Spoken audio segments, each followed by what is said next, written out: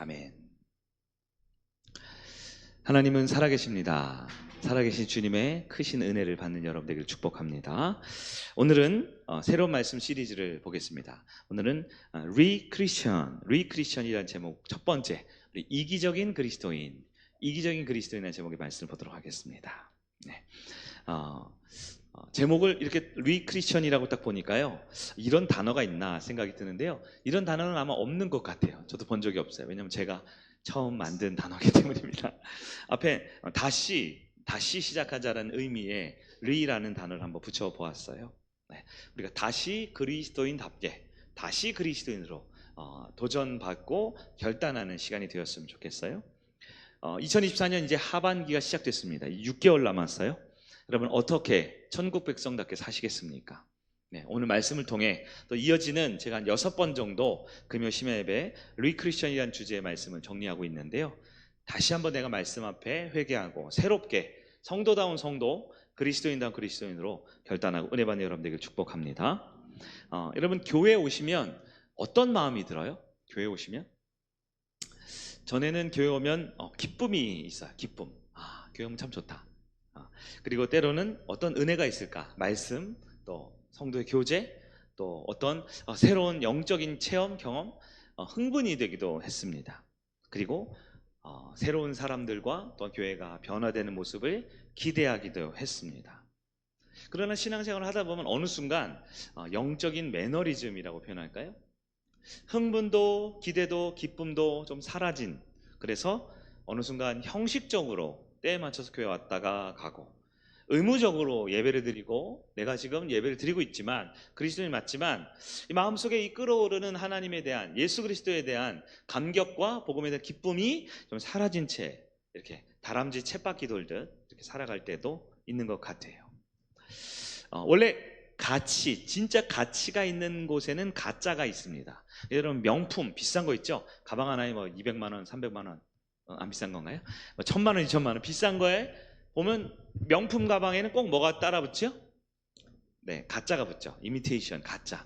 네, 짝퉁이라고 표현하나요? 교회는 살아있는 하나님의 집이고 하나님의 가족이고 하나님 나라입니다.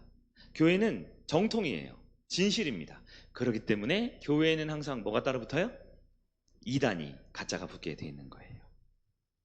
성도들도 그렇습니다. 성도라는 것은 거룩한 이름이고 하나님의 자녀된 구원받은 사람들이 맞습니다. 성도. 그렇기 때문에 가짜들도 있어요. 성도인데 가짜들도 있어요. 네. 무늬만 그리스도인 혹은 반쪽짜리 그리스도인. 그래서 크리스천이라는 이름을 우리가 받았는데요, 그리스도인이라는 이름을 받았는데요, 내가 어떻게 그리스도인인가를 점검하는 기준이 예배당에 왔었기 때문에, 우리 서약하는 거 있죠. 서약을 했기 때문에, 내가 헌금을 드리고 내가 봉사를 했기 때문에, 즉 교회의 문화권 안에 있기 때문에 그리스도인이라고 착각하면 안 됩니다. 진짜 그리스도인은 열매를 맺어야 합니다. 그리스도인은 열매가 있어야 돼요. 물론 100% 완벽한 성도란 없는 것 같아요. 저는 물론이거니와 자신 없죠. 우리 모두 완벽한 성도는 없어요. 완벽하다라는 건 아마 천국 가서야, 영원한 하나님 나라 가서야 완성되지 않을까 싶습니다. 그러나 그렇기 때문에 또 반면 우리는 완벽할 수 없어. 그렇기 때문에 우리의 부족함과 연약함과 게으름과 나약함을 합리화시킬 수도 없어요. 오늘 말씀을 통해 다시 시작되는 이 하반기 리크리스천이라는 시리즈의 말씀을 통해 우리가 내 부족함과 연약함과 문제점을 발견한다면 하나님 앞에 철저히 회개하고 진짜 그리스도인다운 모습으로 나아갈 수 있는, 그걸 결단하는 여러분 되길 간절히 바랍니다. 우리 옆에 계신 분들에게 이렇게 인사할까요? 다시 그리스도인으로 삽시다. 인사합니다. 네, 아멘. 네. 갑자기 설교 중에 인사를 시키니까 당황하셨어요? 네. 그래서 오늘 제목은 이기적인 그리스도인이라고 그랬어요. 이기적인 그리스도인. 네. 사실 그리스도인은 이기적일 수가 없습니다. 그런데 이기적인 그리스도인의 모습이 내 안에 있다면 어떻게 될까요? 다시 그리스도인으로 우리가 점검하고 돌이켜야 되는 거예요. 이기적인 그리스도인의 무엇인가 보면요, 그리스도를 믿는 게 아니라 나 자신을 믿는 사람을 말합니다. 네. 나의 생각이나 내가 어떻게 살면서 어떤 것이 나에게 유리하거나 좋은 것, 이익이 되는 것, 그것을 위해서 그리스도인 되기를 선택한 거예요.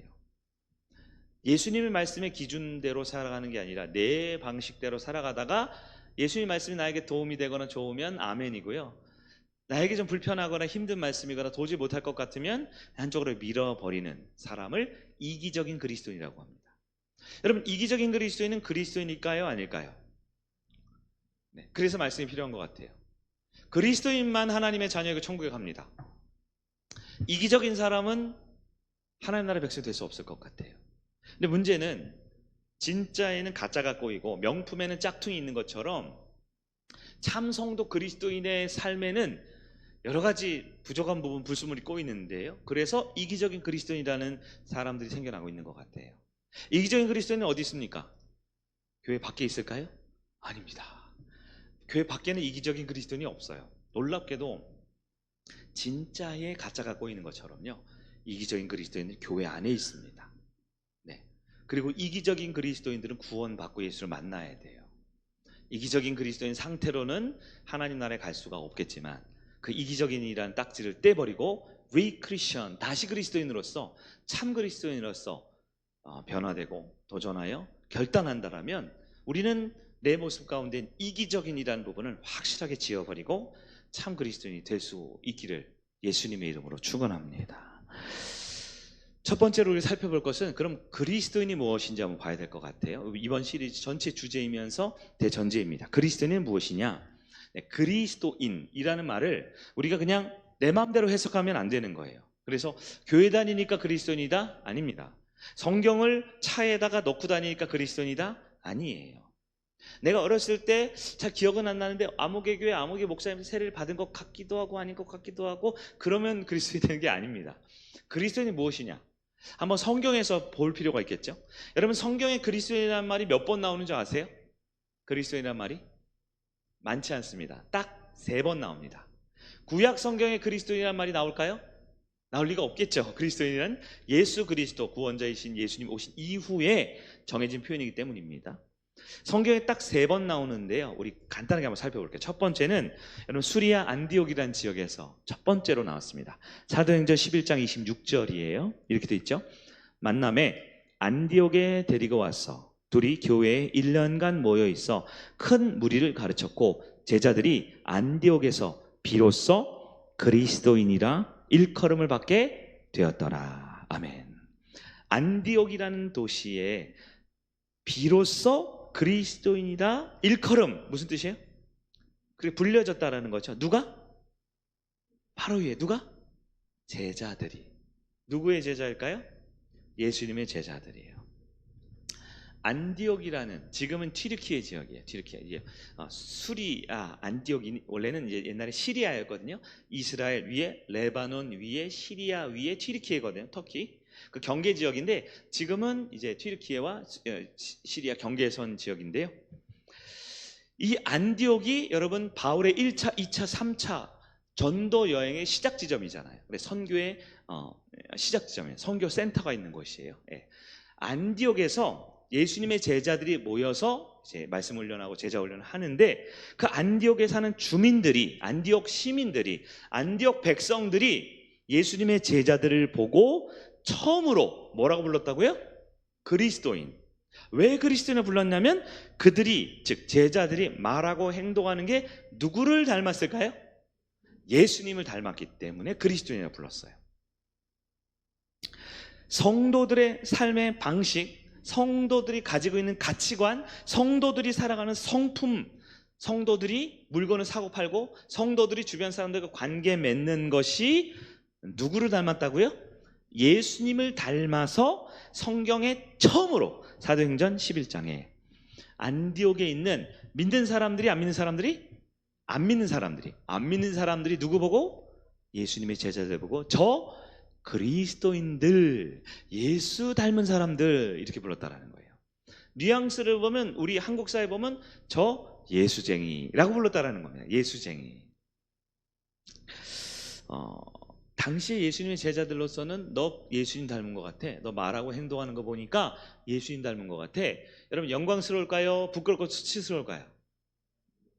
굉장히 영광스러운 게 별명이겠죠. 오늘날 만약에 여러분 누군가 너 예수쟁이지, 그러면 여러분 그건 영광스러운가요? 약간 좀 비아냥거리거나 비꼬는 것 같아요. 네. 물론 여러분 예수님을 믿는 사람들은 그것이 세상에 보기에 긍정적이든 좀 부정적이든, 굉장히 좀 이렇게 건전해 보이든 뭔가 조금 이상해 보이든, 예수 믿는 사람들이 갖고 있는 독특성이라는 게 있습니다. 독특성. 네. 밥 먹기 전에 잠깐 모여서 뭐 기도를 한다든가, 맞죠? 저녁에 우리 회식 가자 가면 분위기 쎄하게 나는 빼줘 막 이런다든가, 그거 어떻게 보면 세상 관점으로 보면 좀 이기적일 수 있잖아요. 사회성이 떨어지는 뭐 개인주의처럼 보일 수도 있죠. 어쨌든 긍정이든 부정이든 독특성이 있는데, 첫 번째 안디옥에 나타난 그리스도인이라고 불렸던 제자들에게 이름이 별명이 붙여진 이유는 누구를 닮았다? 예수님을 닮았다라는 겁니다.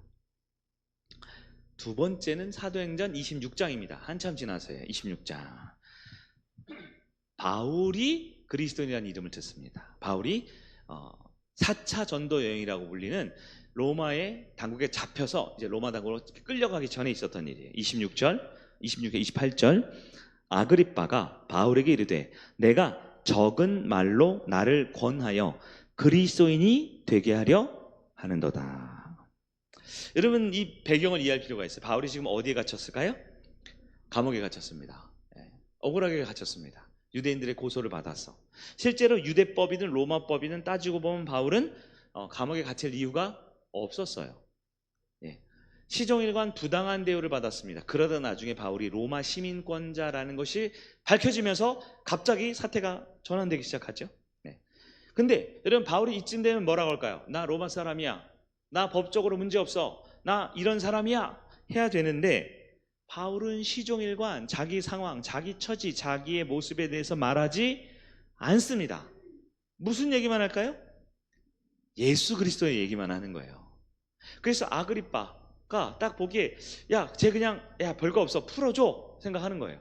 심지어 좀 돈 좀 있대? 돈 좀 얼마 좀 받고, 보석금 얼마 받고 좀 보내, 이렇게 하고 싶은데 바울은 돈 얘기는커녕, 나 풀어달라는 얘기는커녕 앉으나 서나 자나 깨나 언제든지 누구 얘기만 해요?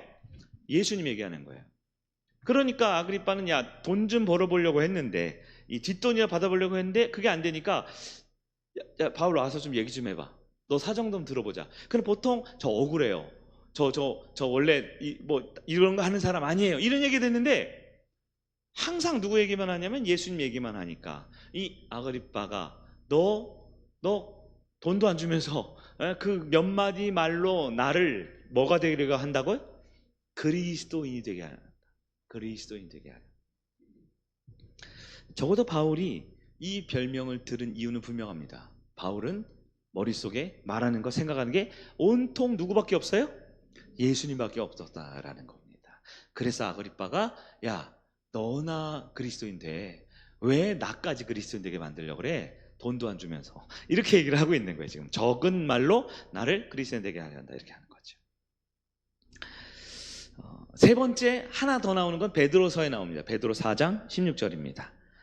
요건 중요한 말씀인데 같이 한번 읽어볼까요? 시작.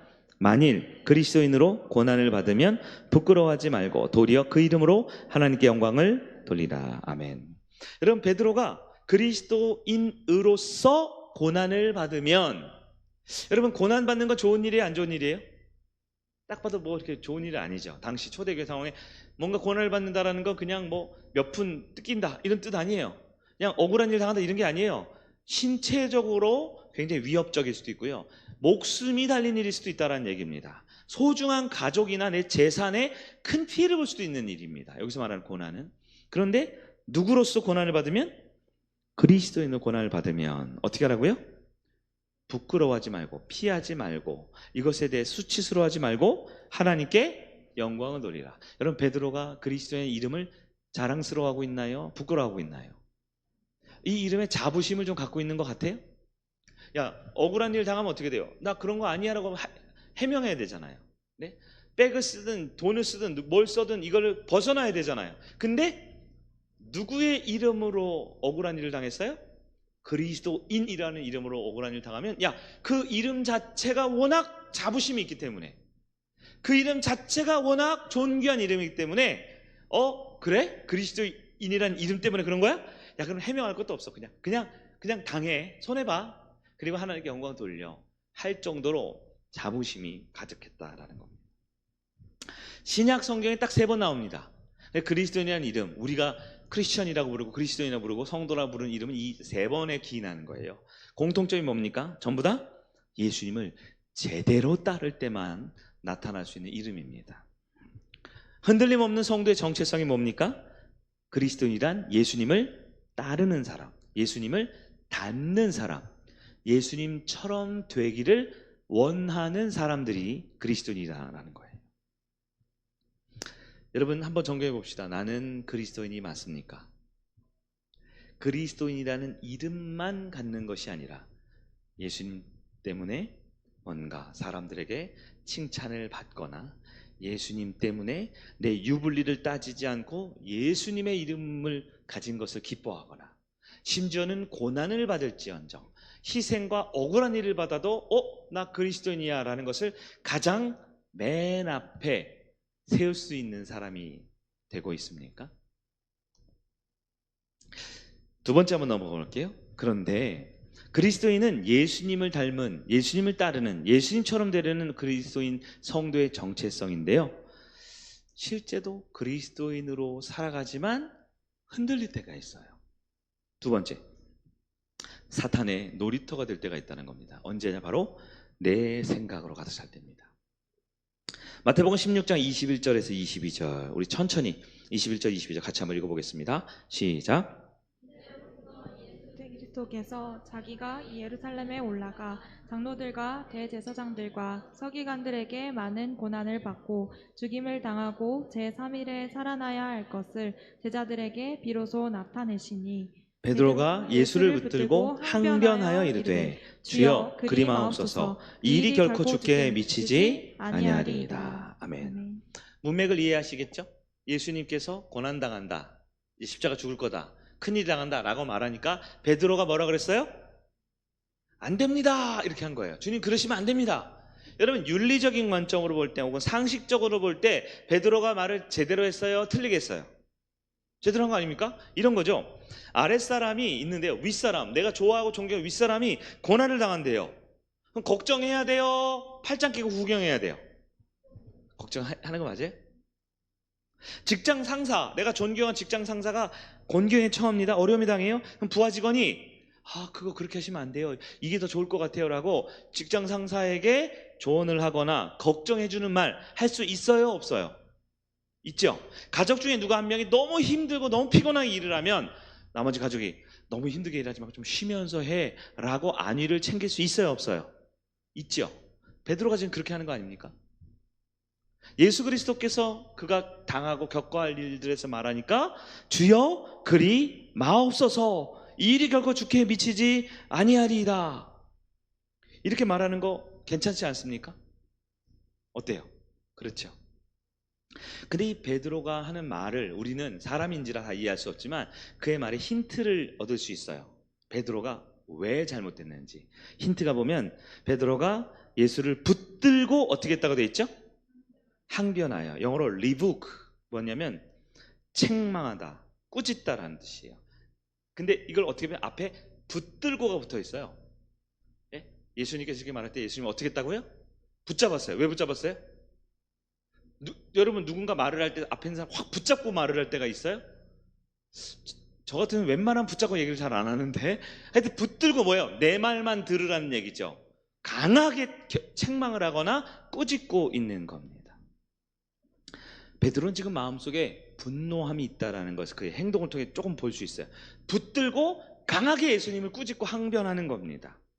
주님 그러시면 안 됩니다. 건강을 챙기세요. 정말 마음이 걱정이 됩니다 하는 게 아니라 이런 느낌이죠. 뭐 하는 거예요 지금 도대체? 에? 아니 우리 리더라는 사람이 그렇게 되면 우리는 어떠라고? 지금 이건 말이 안 되는 거 아닙니까? 에? 지금 누구 맘대로 고난당한다는 겁니까? 더 성공하세요. 더 잘 되세요. 우리도 콩고물 떨어지게 라고 항변하고 있는 겁니다.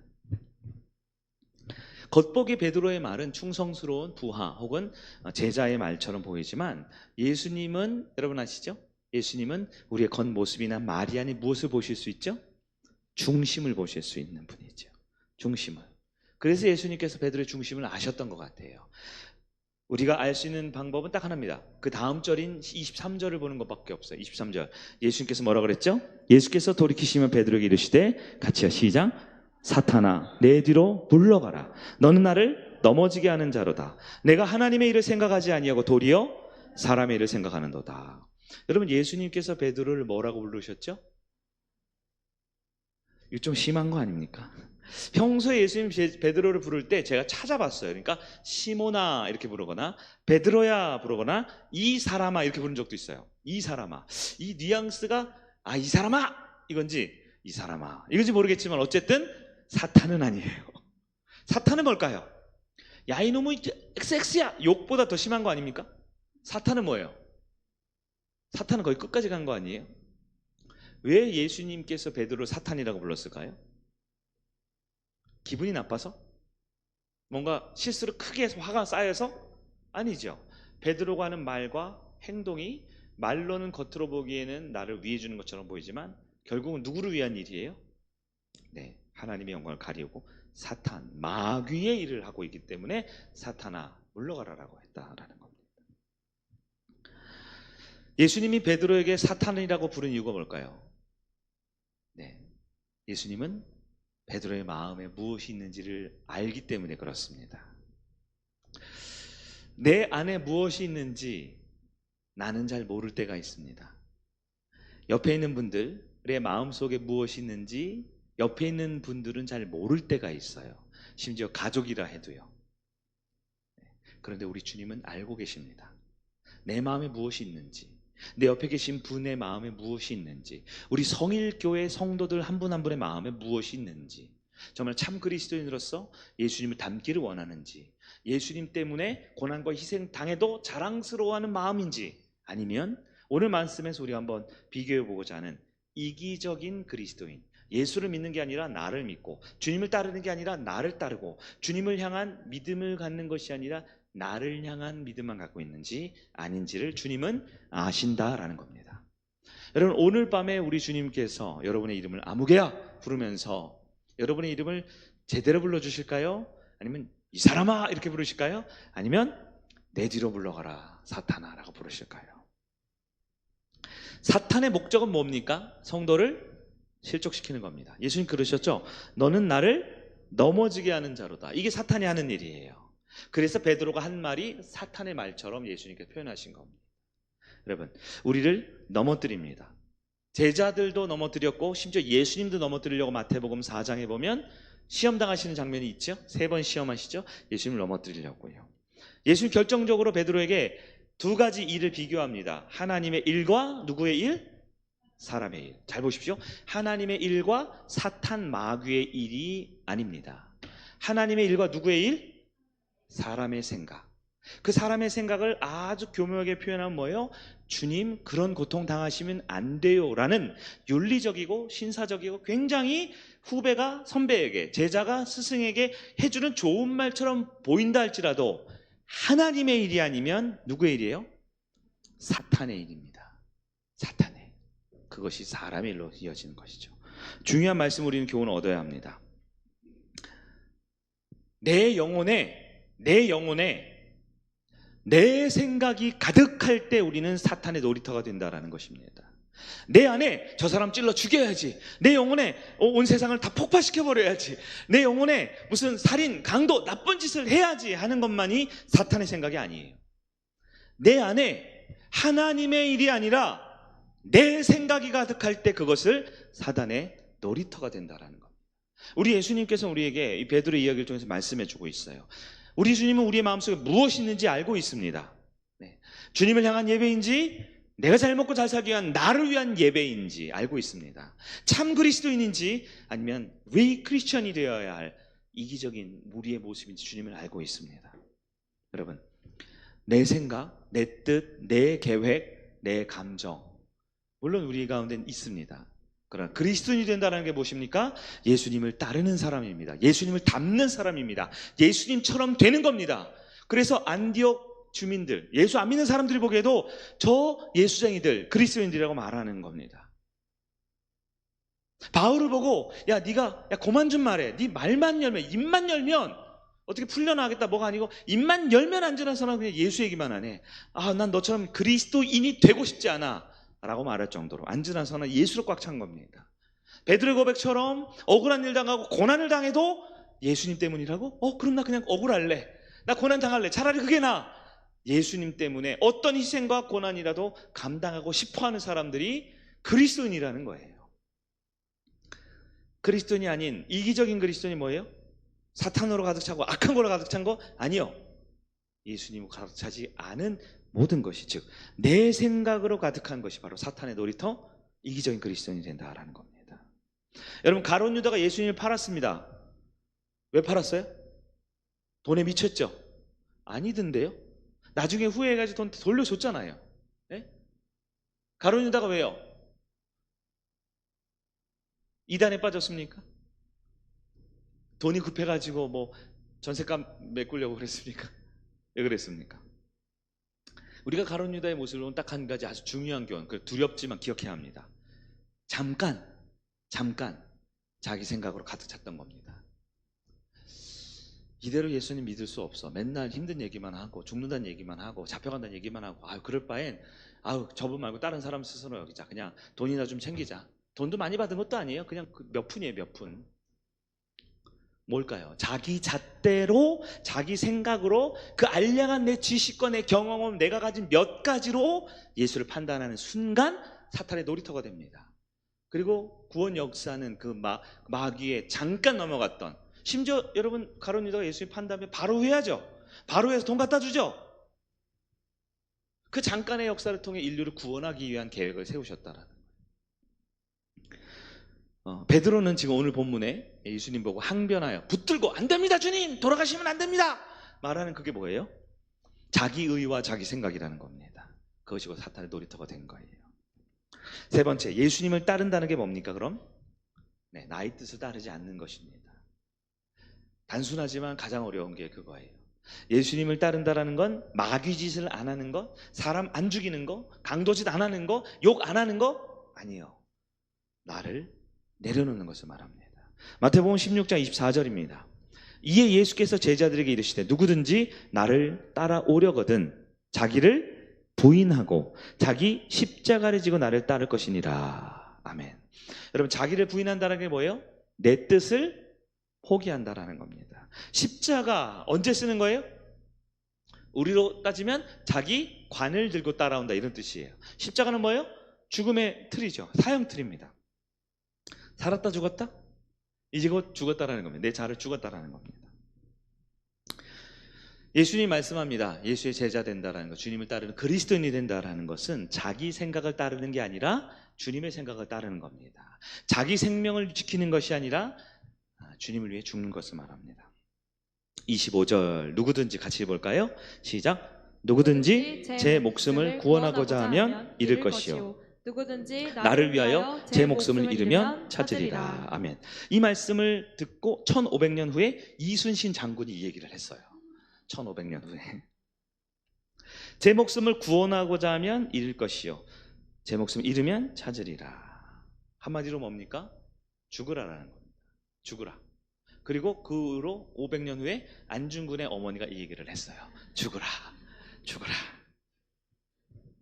본회퍼라는 그 독일의 나치당이 집권했을 때 히틀러를 제거하기 위해서 힘쓰다 순교한 본회퍼라는 목사님이 있습니다. 독일의 신학자이자 목회자이죠. 이분이 이렇게 말했습니다. 예수님은 그리스도인을 죽으라고 부르셨다. 죽으라고 부르셨다. 죽으라고 부르셨다. 여러분, 죽은 사람의 특징이 뭘까요? 죽은 사람의 특징은 세 가지입니다. 첫째, 말이 없습니다. 말을 못해요. 왜요? 죽었으니까요. 말을 못한다는 게 뭘까요? 자기 주장이 없다라는 걸 말합니다. 죽은 사람은 두 번째, 욕심이 없습니다. 욕심을 가질 수 없죠. 이제 죽었으니까요. 즉 정욕과 자랑을 부리지 않는다라는 겁니다. 죽은 사람의 세 번째 특징은 두려움이 없다라는 겁니다. 두려움이 없어요. 왜요? 방어하지 않기 때문입니다.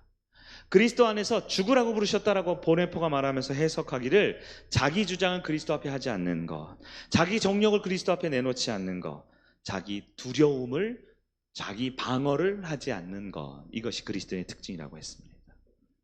예수님은 자기 목숨을 버려야 천국 백성이 된다라는 거예요. 근데 여러분, 우리가 구원받는다라는 건 살고 싶은 거잖아요. 그렇죠? 구원받는 게 뭡니까? 그래서 구원받는 것을 보네펀이 이렇게 해석했어요. 없어질 목숨은 버리고 영원한 없어지지 않을 목숨을 얻는 것이 구원이다라고 표현합니다. 없어질 이 땅의 생각과 가치관과 자아와 심지어 자신의 육신을 내어놓고 영원한 생명을 얻는 것을 구원이라고 말했다라는 거예요. 짐 엘리엇이라고 여러분 잘 아시죠? 그 순교했던 그분 있잖아요. 그래서 이분이 유명한 말을 했습니다. 같이 한번 읽어볼까요? 잘 아시는 구절이죠. 시작. 영원한 것을 위해 영원하지 않는 것을 버리는 것은 결코 바보가 아니다. 아마 직역을 해서 이렇게 좀 강한 표현인 건데 무슨 뜻이에요? 영원한 것을 얻는 것이 진짜 똑똑하고 지혜로운 사람이다. 즉 영원한 구원을 얻기 위해 이 땅의 유한한 것에 자신의 자기 주장 그리고 자기의 욕심, 자기 방어를 내려놓고 살아가는 것. 즉 내 생각과 내 모든 것을 내려놓고 그리스도를 얻는 것, 그것이 그리스도인 삶의 모습이다라는 것입니다. 여러분, 그리스도인으로서 주님을 따르고 주님을 닮아가는 자기 부인할 수 있는 여러분들에게 축원합니다. 마지막 네 번째 정리를 할까요? 이기심은 예수를 따르는 것에 장애물이 된다라는 겁니다. 주님을 따르는 삶은 자기를 부인하는 것, 희생하는 삶을 말하지요. 여러분, 이기심을 한 번 더 정리할게요. 이기심, 이기적인 그리스도인은 남에게 엄청 피해를 주는 존재, 그걸 말하는 게 아닙니다. 자기중심적인 것을 말하는 거예요. 자기중심적인 것. 그러면 모든 사람 다 자기중심적이 아닙니까? 아니요. 참 그리스도인은 그리스도 중심적인 삶을 살아갑니다. 내 삶의 주인이요, 내 삶의 주인공이요, 내 삶의 중심에 하나님 두기는 것을 가장 기뻐합니다.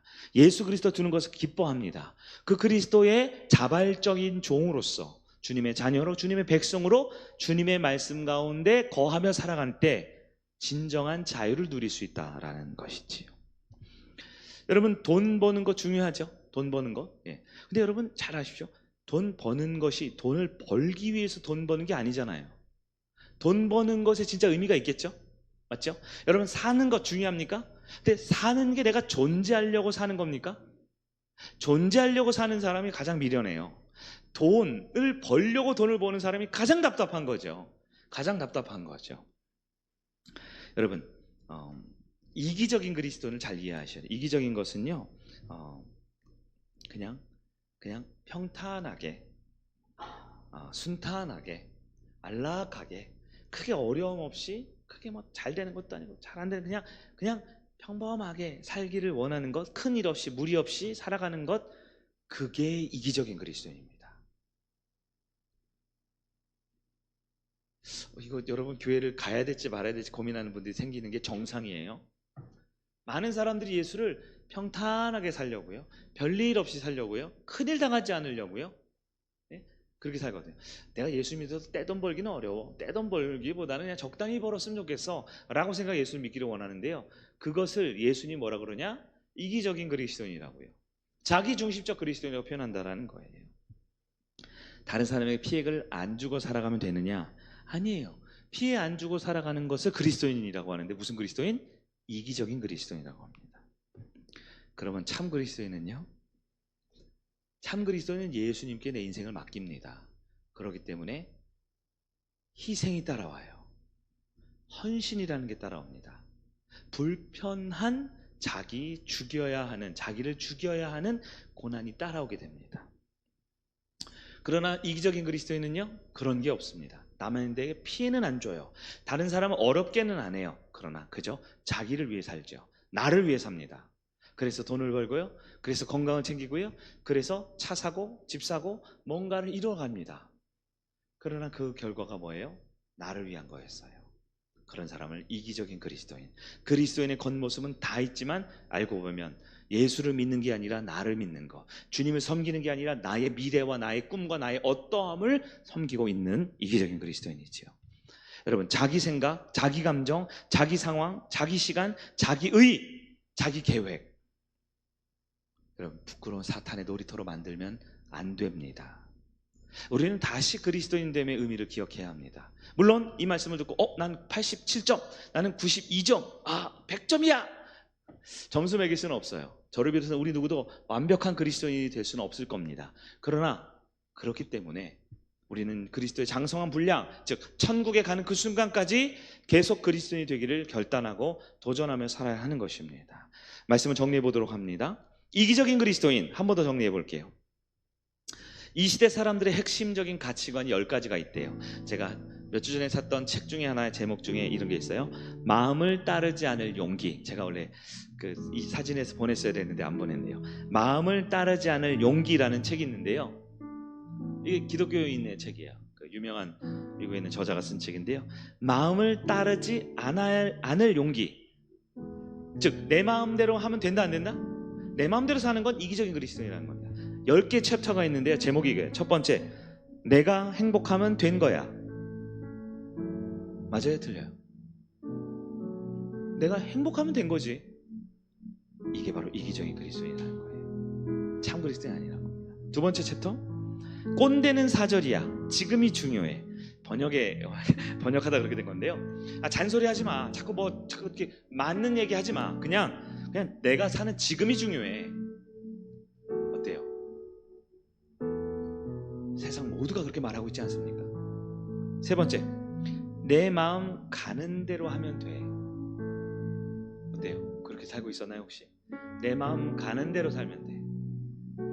네 번째는요, 나에게 충실해. 그게 먼저야. 여러분 지금 은혜 받고 있는 거 아닙니까? 다섯 번째, 내 인생은 누구 걸까요? 내 인생은 내 거야. 이렇게 말하는 거예요. 이 책의 내용은 그렇지 않다라는 걸 계속 말하는 거죠. 여섯 번째, 인생은 한 번뿐이야. 즐겨라는 겁니다. 일곱 번째, 모든 답은 내 안에 있어. 답이 내 안에 있어. 여덟 번째, 내 꿈은 이루어질 거야. 아홉 번째, 사랑하자. 그것이 행복이니까. 여러분 이 반주가 부드럽게 나와서 이게 마치 은혜로운 말씀처럼 보일지 모르겠지만 이게 바로 이 시대의 사람들이 갖고 있는 가장 핵심적인 문화 내러티브라는 거예요. 그런 거죠. 예. 옛날에 또 뭐죠? 열심히 일한 당신 떠나야 됩니까? 어딜 떠나요? 지구를 떠나요? 예. 뭔가 사람들에게 그것이 맞아. 이 시대의 가치관을 말해주는 거죠.